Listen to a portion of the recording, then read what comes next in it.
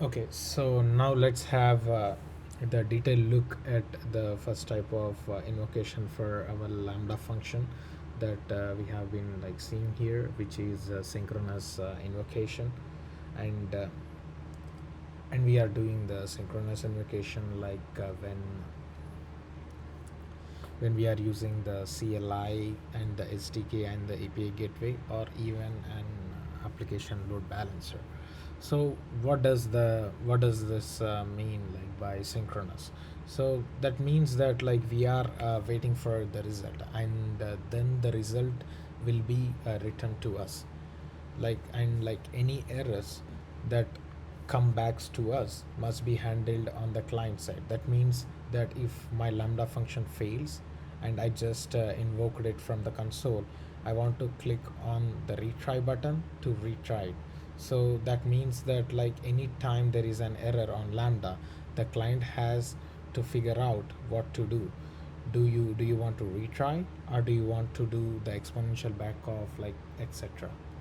And so synchronous means a direct invocation that we wait for the result. So the CLI and the SDK would just invoke our Lambda function, and the Lambda function would do something and give us our response. This is the same when we will use our API gateway in the future sections. So the client will invoke the API gateway, and the API will proxy its request to the Lambda function.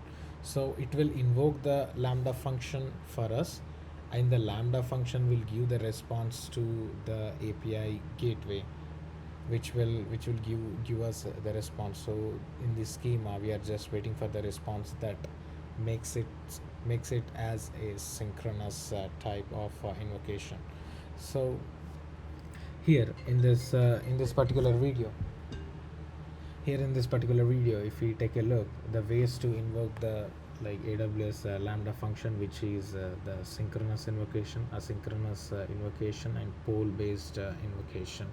So whenever a client do a request, the function will execute it in the Lambda, then it will give the result to the function.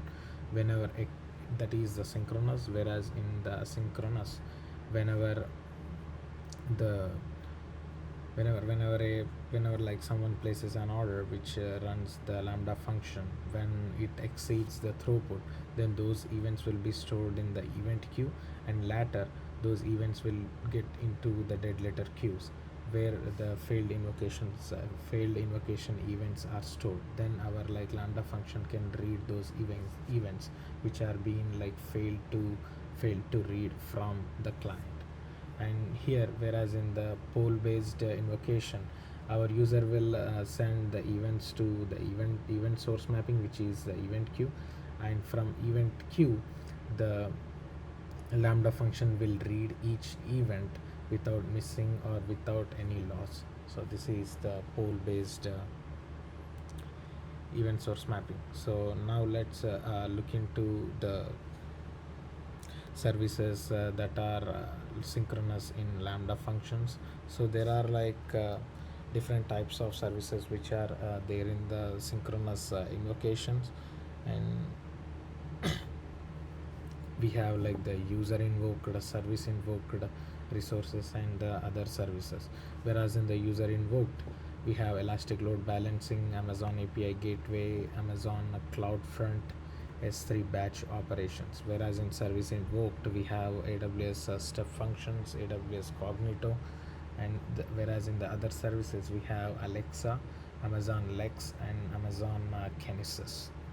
So these are the different services which will support and which will help for the user and the service in Lambda synchronous invocations, and also in asynchronous and poll invocations. So this is all about Lambda synchronous invocations. In the next video, we will have the discussion on Lambda S3 event notifications, and also event source mapping with the Kinesis data stream.